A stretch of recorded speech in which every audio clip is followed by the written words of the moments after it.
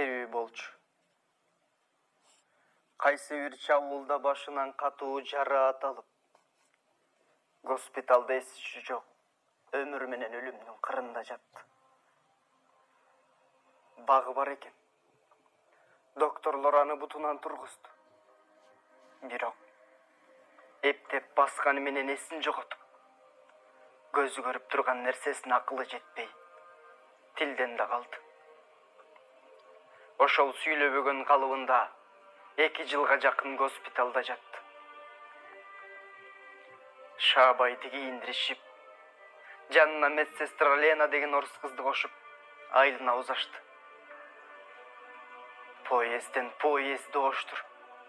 Кээде түн калып, кээде күн калып, Шаабай менен Лена ыйлап жол жүрүштү.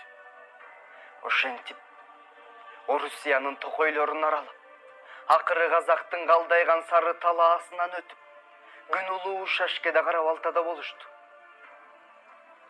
Поезд келип токтогондо Шаабай жарданган элди көрүп, өңү түш экенин биле албай дендиреп отурду.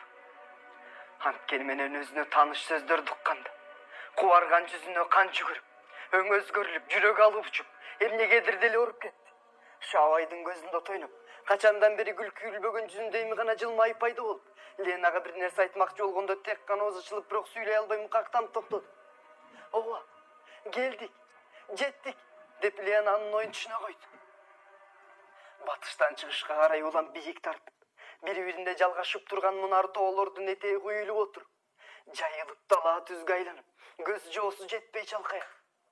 Шаабай терезеден ушунун баарын көрдү. Ооба, алар ага тааныш жерлер, өзү туулуп өсүп балалык өткөн. Кийин бой жетип уултай үйлөнүп, 5 жыл мурда өз аттанып алыска кеткен. Саргарып, сагынып күткөн жерлер Сары Өзөн. Ошондо ал токтон албай терезеге жабыша калды, оозун ачып бакыргандай болду.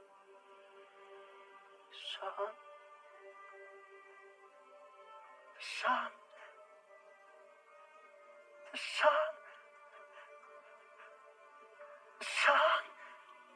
Лена уккан кулагына ишенбей кетти. Сага эмне болду? Шаабай Ленаны өзүнө тартты да, дагы да оозун чоң ачып алганын бир замга демигип туруп, «Багышан!» деп көкүрөк жарып кыйкырып жиберди. Шаабай киндик гана тамган жери Миң Токумду дароо тааныды.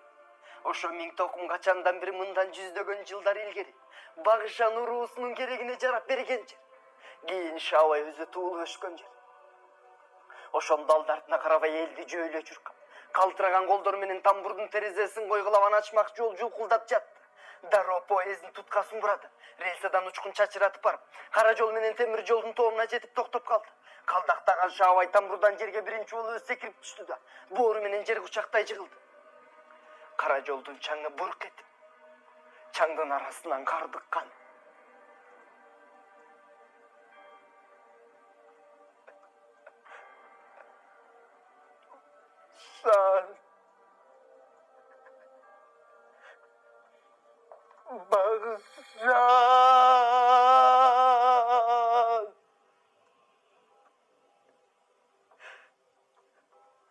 Багышан